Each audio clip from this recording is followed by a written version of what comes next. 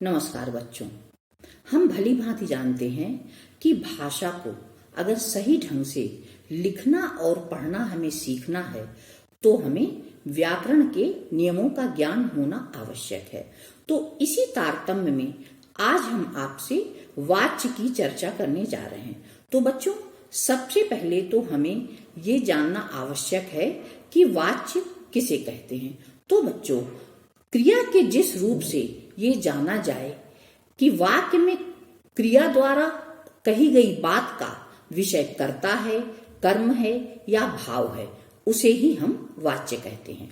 इस बात को फिर से समझिए कि क्रिया के जिस रूप से ये जाना जाए कि वाक्य में कही गई बात का सीधा असर किस पर पड़ रहा है, उसका विषय कौन है, कर्ता है, कर्म है या भाव है, तो उसे ही हम वाच्य कहते हैं। तो इस प्रकार वाच्य के तीन भेद भी होते हैं, जिसे हम कर्तृवाच्य, कर्मवाच्य और भाववाच्य कहते हैं। क्योंकि जब हमने ये बात कही कि क्रिया का वो स्वरूप जिससे ये हमें समझ में आता है कि उसका असर या उसका विषय कही गई बात का कर्ता है, कर्म है या भाव है, तो इसी आधार पर तीन भेद भी हुए वाच्य के, जिसको हम कर्तृवाच्य, कर्मवाच्य और भाववाच्य कहते हैं। अब कर्तृवाच्य क्या है, कर्मवाच्य क्या है और भाववाच्य क्या है, ये बात भी हमको समझनी बहुत आवश्यक है। तो सर्वप्रथम कर्तृवाच्य वो होता है जिसमें कर्ता प्रधान होता है और क्रिया का सीधा और प्रधान संबंध कर्ता से होता है। तो बच्चों, इस बात को फिर से एक बार समझिए कि कर्तृवाच्य क्या है। कर्तृवाच्य में कर्ता ही प्रधान होता है और क्रिया का सीधा संबंध कर्ता से होता है, यानी क्रिया के द्वारा कही गई बात का जो विषय है उसका सीधा संबंध किससे होता है, कर्ता से होता है। अब जैसे एक उदाहरण के माध्यम से हम आपको ये बात समझाते हैं। जैसे हम ये कहेंगे रमेश खत लिखता है। इस वाक्य में लिखता है क्रिया का प्रधान उद्देश्य क्या है, रमेश करता है। अब इसमें मुख्य वाक्य क्या है कि मनीष लिखता है, जैसे हम ये बोल दें, या रमेश लिखता है ये कहें, तो इसमें क्या है कि जो करता है मनीष या रमेश, जो लिखने का कार्य कर रहे हैं, उनका सीधा संबंध क्रिया से है, इसलिए यहां पर कर्तृवाच्य है। तो इस बात को एक बार आप फिर से समझिए। जैसे हमने आपको अभी उदाहरण देकर समझाया, दो वाक्य हमने आपसे बोले कि रमेश खत लिखता है या मनीष खत लिखता है, कोई भी नाम आप लिख सकते हैं। तो इसमें लिखता है क्रिया का सीधा उद्देश्य किस पर पड़ रहा है, कर्ता पर पड़ रहा है, उसका संबंध किससे है, सीधा कर्ता से है, इसलिए यहां पर कृतवाच्य है। और कृतवाच्य में जो क्रिया का जो लिंग है, वचन है, वो सब कर्ता के अनुसार होते हैं। और कृतवाच्य में सकर्मक क्रिया और अकर्मक क्रिया दोनों के वाक्य हो सकते हैं। इस बात को फिर से एक बार समझिए कि कृतवाच्य में क्रिया का जो लिंग है और जो वो वचन है वो सब कर्ता के अनुसार ही होता है। जैसे अभी हमने आपको उदाहरण देके बताया था कि रमेश खत लिखता है। अब इसमें रमेश पुल्लिंग है, एक वचन है, तो सीधी सी बात है कि लिखता है, क्रिया का लिंग भी पुल्लिंग है और वचन एक वचन है। अब यही वाक्य अगर इस तरह से होता कि रीता खत लिखती है, तो रीता स्त्रीलिंग है, तो उसके अनुसार लिखती है, क्रिया का जो लिंग है वो भी स्त्रीलिंग हो जाएगा। तो बच्चों, ये बात आपको समझ में आ गई होगी कि कर्तृवाच्य में क्रिया का लिंग और वचन वो दोनों ही कर्ता के अनुसार होते हैं। और कर्तृवाच्य में क्रिया सकर्मक भी हो सकती है और अकर्मक भी हो सकती है। जैसे हम एक उदाहरण के द्वारा आपको इस बात को समझाते हैं कि जैसे हम एक उदाहरण दें सकर्मक क्रिया का, तो हम ये इस तरह कह सकते हैं कि सुरेश पत्र लिखता है, और इसी को हम, ये तो सकर्मक क्रिया हो गई इसमें, क्योंकि इसमें पत्र कर्म है, और इसी बात को हम अकर्मक क्रिया के तरह लिख सकते हैं। जैसे दूसरा वाक्य देखिए, अकर्मक क्रिया के रूप में आपको हम समझाते हैं, जिसमें हम ये कह सकते हैं कि रमेश रोता है, अब ये क्रिया अकर्मक है। इसी तरह लड़कियां खेल खेलती हैं, और तो ये हो गया सकर्मक क्रिया का वाक्य। लड़के सोते हैं, ये अकर्मक क्रिया का वाक्य हो गया, पर दोनों में ही कर्तवाच्य है। तो बच्चों ये आपको समझ में आ गया हो गया। इसी तरह से एक उदाहरण और समझा दें कि रीटा किताब पढ़ती है, ये सकर्मक क्रिया का वाक्य है। रमा हंसती है, ये अकर्मक क्रिया का वाक्य है। तो बच्चों आपको समझ में आ गया कि कर्तवाच्य क्या है। तो अभी हमने आपको समझाया कि वाच्य किसे कहते हैं, और वाच्य के 3 भेद होते हैं, जिसमें सबसे पहला कर्तवाच्य, दूसरा कर्मवाच्य और तीसरा भाववाच्य। अब अभी हमने आपसे कर्तवाच्य की चर्चा की, और अब हम आपसे कर्मवाच्य की चर्चा करने जा रहे हैं। इसमें कर्म प्रधान होता है। कर्मवाच्य जिसके नाम से ही तय है, जिसके नाम से ही हमको पता चल रहा है, इसे कहते हैं हम कि इसमें कर्म प्रधान होता है, अर्थात कर्म कर्ता की स्थिति में होता है, और क्रिया का संबंध सीधा कर्म से होता है। क्रिया का लिंग और वचन भी कर्म के अनुसार होते हैं। इस बात को एक बार आप फिर से समझिए कि कर्मवाच्य में कर्म प्रधान होता है, अर्थात कर्म कर्ता की स्थिति में होता है। क्रिया का सीधा संबंध कर्म से होता है, और क्रिया का लिंग और वचन कर्म के अनुसार होते हैं। जैसे अब हमने इसी वाक्य को इस तरह से कहें कि जैसे हम आपको कर्मवाच्य का एक उदाहरण देकर बताते हैं कि सुधीर से पत्र लिखा जाता है। इस वाक्य में लिखा जाता है क्रिया का मुख्य संबंध पत्र कर्म से है सीधे। फिर से सुनिए वाक्य, सुधीर से पत्र लिखा जाता है। अब इस वाक्य में लिखा जाता जो क्रिया है उसका मुख्य संबंध सीधे पत्र यानी कर्म से है, इसलिए यहाँ पर कर्मवाच्य है। और कर्मवाच्य में केवल सकर्मक क्रिया ही होती है। कर्मवाच्य की ये विशेषता है कि इसमें केवल सकर्मक क्रिया ही होती है। जैसे राघवेंद्र द्वारा पुस्तक पढ़ी जाती है, रमेश से पत्र पढ़ा गया, या राम प्रकाश के द्वारा खाना खाया गया। तो अब इसमें जो है क्रिया का संबंध सीधे कर्म से है, क्रिया का सीधा असर कर्म पर पड़ रहा है, इसलिए यहाँ पर कर्मवाच्य है। और इसमें जो है क्रिया है वो सदैव सकर्मक होती है। ये बात बच्चों आपको ध्यान रखना है। सामान्यतः देखा जाता है कि कर्मवाच्य का प्रयोग कहाँ होता है, जैसे कर्ता का ज्ञात न हो, यानी कर्ता क्या है, कौन है, इसका ज्ञात न हो, तो आमतौर पे सरकारी सूचनाएं जो होती हैं, वैज्ञानिक या शास्त्रीय विवेचन जो होते हैं, सभाएं होती हैं, उनकी रिपोर्ट होती हैं, वो आमतौर पर कर्मवाच्य के प्रयोग द्वारा ही लिखी जाती हैं। तो बच्चों अभी हमने आपको कर्तवाच्य के बारे में बताया और कर्मवाच्य के बारे में बताया। अब हम आपको भाववाच्य के बारे में बता रहे हैं कि भाववाच्य क्या है, इसे भी समझिए। इसमें भाव यानी धातु के अर्थ की ही प्रधानता होती है।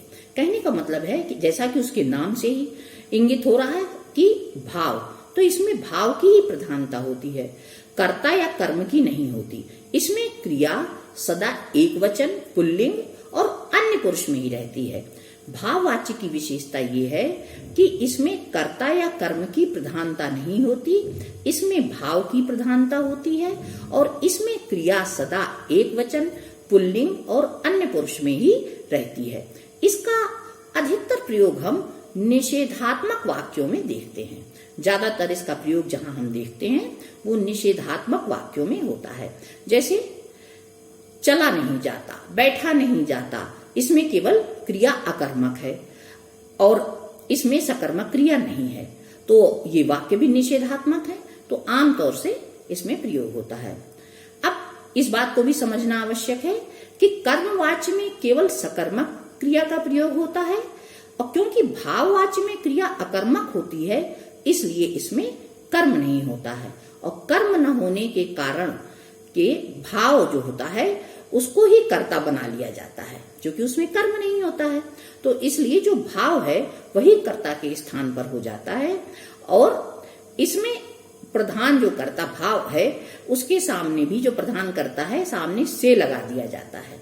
और इसको समझने का बहुत ही सरल तरीका जो हम आपको बताएं भाववाच्य को, इसमें से लग जाता है। जैसे मुझसे चला नहीं जाता, अब मुझ यानी जो करता है उसके आगे से लग गया और भाव प्रमुख हो गया तो हो गया मुझसे चला नहीं जाता। तो बच्चों ये समझना बहुत आवश्यक है कि भाववाच्य और कर्मवाच्य में क्या अंतर है, क्योंकि इनके वाक्य लगभग देखने में एक से लगते हैं तो कहीं कहीं हमको भ्रम हो जाता है। तो कर्मवाच्य में क्रिया सकर्मक होती है, भाववाच्य में क्रिया अकर्मक होती है। दोनों में के द्वारा और से का प्रयोग होता है। जैसे भाववाच्य में हम कहेंगे मुझसे चला नहीं जाता, से का प्रयोग यहां भी हुआ है, लेकिन यहाँ क्रिया अकर्मक है और वाक्य सामान्यतः निषेधात्मक भी होता है। और उधर जैसे हम कहेंगे मेरे द्वारा पुस्तक पढ़ी जाती है, इसमें भी द्वारा के द्वारा या से का प्रयोग हो सकता है, हुआ है, मतलब मुझसे पुस्तक पढ़ी जाती है, पर यहाँ पर कर्म है इसलिए यहाँ पर कर्मवाच्य है।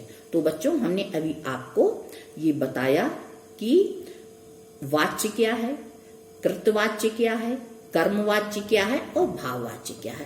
अब परीक्षा में हमें वाच्य पहचानने को आते हैं, तो आशा है कि हम आसानी से वाच्यों को पहचान लेंगे। अब वाच्य परिवर्तन करने को भी आया करता है परीक्षा में कि कर्तवाच्य से कर्मवाच्य और भाववाच्य में परिवर्तन कीजिए। तो जैसे है कर्तवाच्य में कर्ता के साथ कोई विभक्ति लगी हो तो उसे हटाकर से, द्वारा या के द्वारा विभक्ति लगा दी जाती है, तो कर्मवाच्य में कर्ता की अपेक्षा कर्म की प्रधानता हो जाती है। अब जैसे कर्तवाच्य से हमको कर्मवाच्य में वाक्य को बदलना है और कर्तवाच्य में कर्ता के साथ जो विभक्ति लगी हो उसे हम हटा दें और उसके स्थान पर से, द्वारा या के द्वारा विभक्ति लगा दें, तो कर्तवाच्य में कर्ता की अपेक्षा कर्म की प्रधानता हो जाती है और वो वाक्य कर्मवाच्य में बदल जाता है। जैसे हम कहते हैं राम पुस्तक पढ़ता है, अब ये कर्तवाच्य का वाक्य है। अब इसको हमें कर्मवाच्य में बदलना है तो हो जाएगा राम के द्वारा पुस्तक पढ़ी जाती है।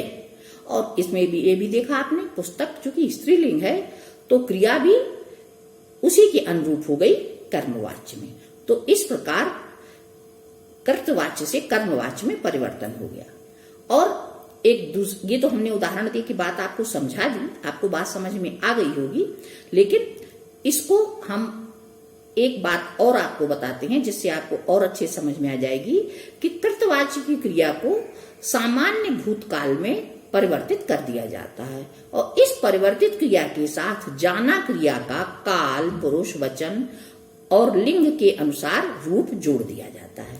वही बात जैसे हमने उदाहरण देके समझाई, वही बात इसमें समझाई जा रही है, वही बात हम आपको बता रहे हैं कि कर्तवाच्य की क्रिया को सामान्य भूतकाल में परिवर्तित कर दिया जाता है और इस परिवर्तित क्रिया के साथ जाना क्रिया का काल, पुरुष, वचन और लिंग के अनुसार उसके रूप को जोड़ दिया जाता है। तो इस तरह से हम कर्तवाच्य से कर्मवाच्य में परिवर्तन करते हैं और यदि कर्म के साथ विभक्ति लगी हो तो उसे हटा दिया जाता है। तो इस तरह से कर्तवाच्य से कर्मवाच्य में परिवर्तन हो जाता है। और जब आवश्यकता हो तभी निषेधात्मक नहीं का प्रयोग किया जाता है। ऐसा नहीं है कि नहीं का प्रयोग नहीं होता, लेकिन जब आवश्यकता हो तब निषेधात्मक वाक्य भी इसमें बनता है। तो बच्चों अभी हमने आपको बताया कि कर्तवाच्य से कर्मवाच्य में परिवर्तन कैसे किया जाता है। अब हमने आपको उदाहरण भी कुछ दिए, उसके द्वारा भी हमने आपको बात समझा दी। अब है कि कर्तवाच्य से भाववाच्य में परिवर्तन हम कैसे करते हैं, कर्तवाच्य से भाववाच्य में परिवर्तन किस तरह किया जाता है। तो इसमें भी कर्ता के आगे से अथवा के द्वारा लगा देते हैं हम, तो इससे परिवर्तित हो जाता है कर्तवाच्य से भाववाच्य में। मुख्य क्रिया जो है, जो प्रमुख क्रिया है, उसको सामान्य भूतकाल की क्रिया के एक वचन में बदलकर उसके साथ जाना धातु के एक वचन पुल्लिंग अन्य पुरुष का वही काल लगा दें जो कर्तवाच्य की क्रिया का है, तो बस कृतवाच्य से भाववाच्य में परिवर्तन हो जाता है। जैसे लड़का बाग में सो रहा था, अब इसको हम भाववाच्य में परिवर्तित करेंगे। लड़के द्वारा बाग में सोया जा रहा था। पक्षी आकाश में उड़ते हैं। इसको परिवर्तित करेंगे, पक्षियों द्वारा आकाश में उड़ा जाता है। तो बच्चों, आपको ये बात समझ में आ गई कि ये वाच्य क्या है और वाच्य के कितने भेद हैं, और इसके साथ साथ आपको ये भी बात समझ में आ गई कि हम कृतवाच्य को कैसे पहचाने, हम कर्मवाच्य को कैसे पहचाने और भाववाच्य को कैसे पहचाने। इसके अलावा कर्तवाच्य से कर्मवाच्य में कैसे परिवर्तन होता है, कर्मवाच्य से कृतवाच्य में कैसे परिवर्तन होगा, कर्तवाच्य से भाववाच्य में कैसे परिवर्तन होता है और भाव से कर्तवाच्य में कैसे परिवर्तन होगा। तो बच्चों, आशा है कि आपको वाच्य समझ में आ गए होंगे। धन्यवाद।